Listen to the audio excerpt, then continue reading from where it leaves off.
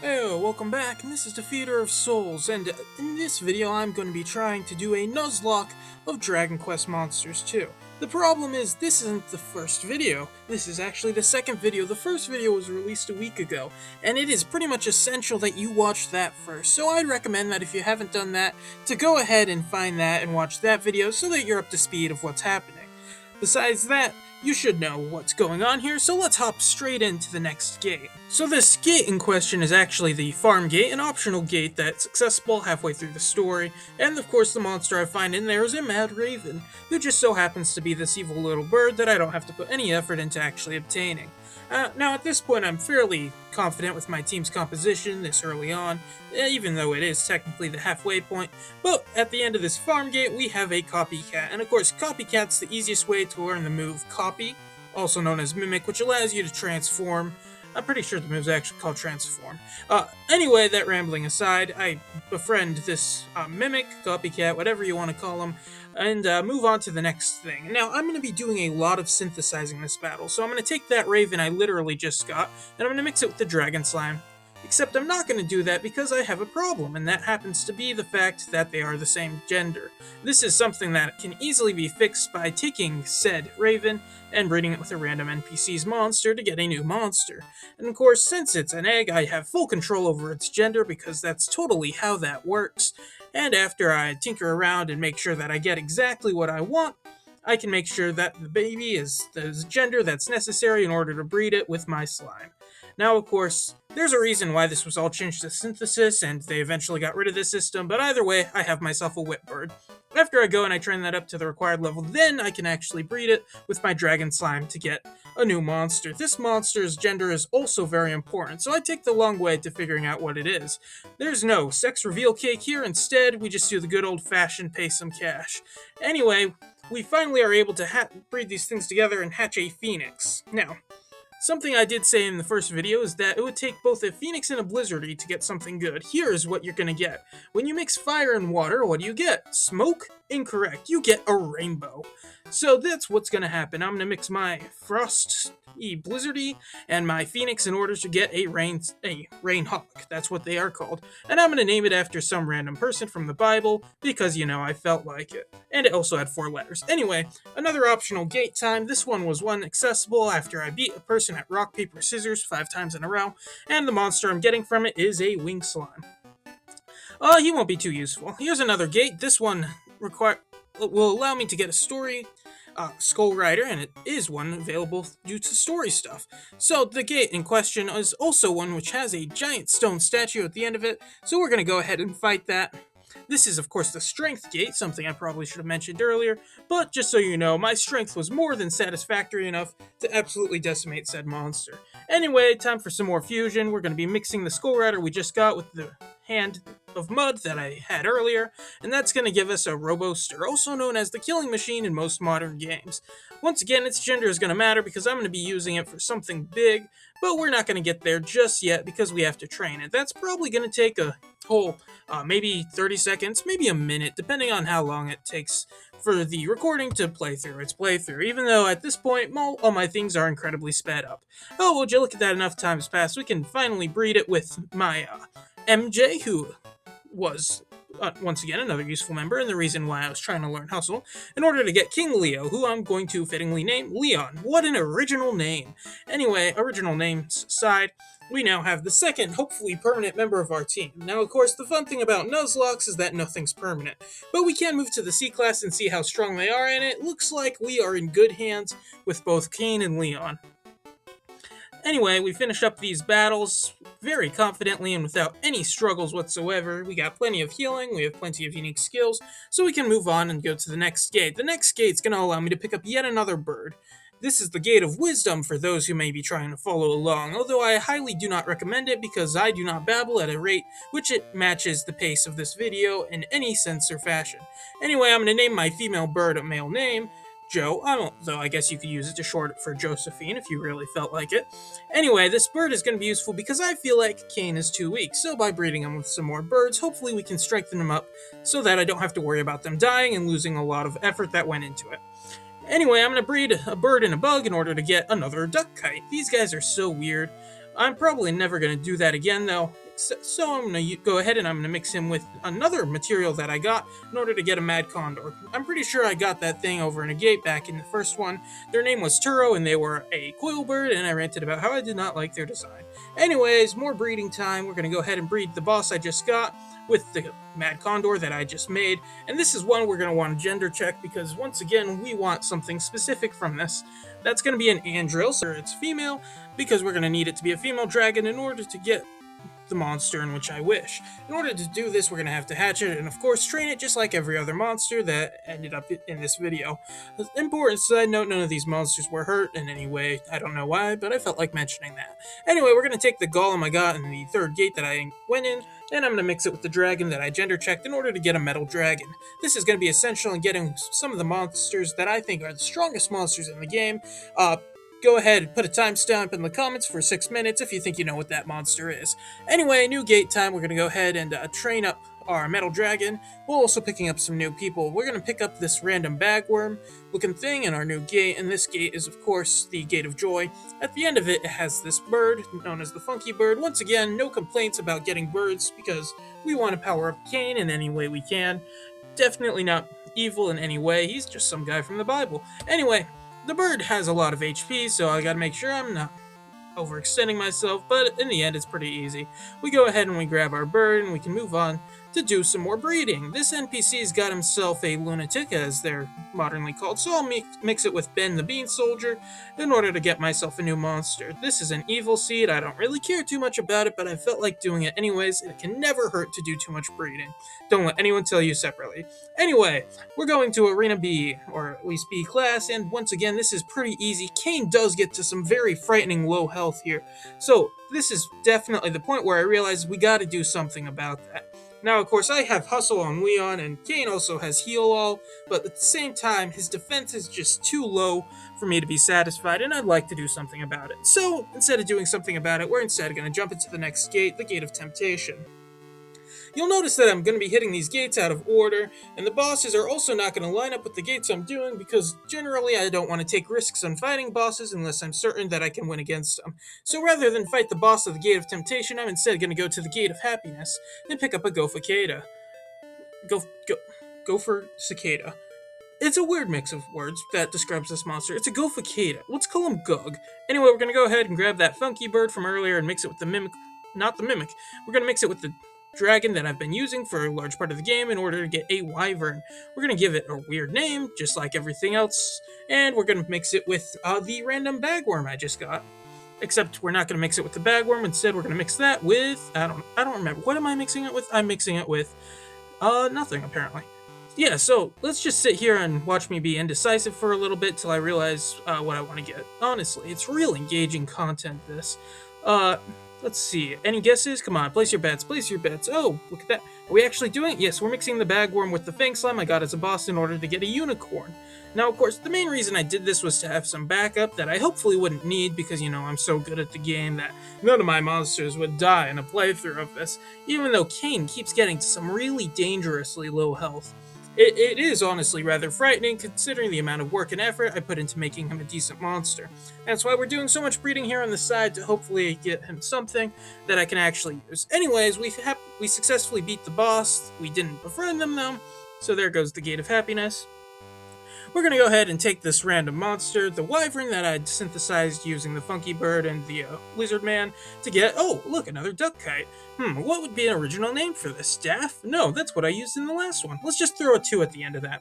Anyway, we get a free stone man from this person here in the bar. They have some weird skills, but I'm not going to be using any of those because I don't feel like I should put it on my team, even if it is really good. I'm totally going to use it for some synthesis, though. Oh, and we also befriended this weed bug in the Gate of Judgment. I named it Dog. If you think you understand why, leave it in the comments. We'll still see whether or not you actually understand it. Man, I seem to be saying that a lot this video. Of course, the next thing to do is to take the duck kite that we have and mix it with the fang slime that we got from the random person. I also showed you a little bit of what I'm doing with. I'm obviously not doing this on base hardware because I can't record crap. Anyway, we get ourselves another picky and we can go ahead and use that with its crappy name, with this other bird we have, in order to, well, it's not the bird, it's the random material I caught back in the other gate that I can't remember. There's a lot of moving factors here, and I probably should have wrote a script. Anyway, hey, would you look at that? Free rock slime from another gate, Gate of Labyrinth. Anyway, breeding time, you know what that means. We're going to take the bird and we're going to put it with the, not the giant statue. How about this random seed that I made about like 4 minutes ago? And we can go ahead and do some evaluating. Remember, genders matter in this one specific Game Boy game that was over 25 years ago. Well, I guess it would be about 25 years ago, depending on how you do your math. If you do your math badly, that really helps. Anyway, we're going to actually fight a boss. This is the boss of the Gate of Labyrinth. It's a Darkhorn, and it's once again going to serve as a great reminder that I should really do something about Kane. If only I wasn't breeding a bunch of birds in the background to fix that one problem.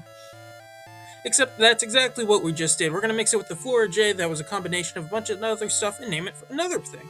Now, I was thinking of a more fitting name, so let's name it after another character from the Bible and go Abel. Hopefully they'll be able to actually do some stuff. Now, of course, I'm going to say of course a bunch, so of course you better be expected, of course, for me to, of course, say a bunch of things, of course. Anyway, we got ourselves a we got ourselves a monster using the unicorn, and now we're going to be in a gate that we get for collecting mini medals. And if you count, you'll notice that this is once again an opportunity for me to run around and not struggle at all. Honestly, I was a little over leveled for this gate, which was not a problem at all. The next boss is actually the boss that I do want to befriend, so I'm actually going to throw some meat at it. This is a king slime. Now, whatever I could be using this king slime for, I'm going to leave it a mystery for about 3 minutes, and then you're probably going to see. Either way, we do successfully befriend the king slime, so we go ahead and we give it a random name before we throw it back in our farm, I guess, until it's breeding time. Breeding right away. We're going to take that king slime and we're going to mix it with the metal dragon. And what do you get when you mix metal and a slime? Well, you get a metal slime. And that's most specifically a metal king slime. Probably the best kind of metal slime, unless you go up to a gem slime in this game. Now, of course, metal slimes have a weakness with their low HP, but hopefully their high defense and high speed should make up for this weakness, and it won't come back to bite me in any way, shape, or form. That these guys are pretty much somewhat glass cannons, while at the same time also being crazy tanks. That paradox aside, we're going to go ahead and we're going to fight another boss. This is the boss of the gate from the Colosseum that I was at like 5 minutes ago. If you haven't been keeping track, don't worry, neither have I. We get ourselves a free Digster, and we move on to S-Class. A-Class happened a little bit ago, but I don't know what happened. Did we do A-Class already? Yeah, I think we did A-Class already. Anyway, we go ahead and we defeat this. That means technically we only have a couple more encounters until the end of the game. As in, we have one fight, which some people consider the final boss fight, and then one encounter, which I consider to be the final encounter. So we go ahead into the last gate, the Gate of Reflection, and technically I could befriend either one of those monsters, but I never get around to doing any of that because I feel my team is just so good. And we're gonna go on and we're gonna fight a boss. Now, of course, this final gate encounter takes 3 waves. The first one is a wave of servants, and already you can see my metal slimes at low HP. This is obviously not a concern at all, as we go ahead and fight the second wave, which is Terry from Dragon Quest VI. If you've ever played that game, you'll know there's probably better Dragon Quest games you can play, but at the same time, it's Terry. He's cool, he's hip, he's with it. Anyways, let's just watch as I slowly actually take control of my guys. It's something I haven't really done all game, and it does not come back to bite me, and it definitely does not kill the metal slime that I've put a bunch of work and effort into breeding, and it does not hurt at all, not even emotionally, when I just lost hours and hours of effort in order to lose a monster that quickly. Anyway, let's fight Duran. Duran, there's the obligatory joke as a side. Now I can throw that as a tag in my video. Duran, yes. He uses bird attacks. Bird blow, which deals extra damage to birds. Luckily for me, I have a bird, so he's gonna deal a lot of damage to my guys, and honestly, I was so worried that this whole run was gonna end here, and I really thought about maybe just restarting it, and just keep running through this again and again, but luckily I'm a completely honest individual, and I would never do something like that, so instead, I'm gonna barely hang on and eventually take him out.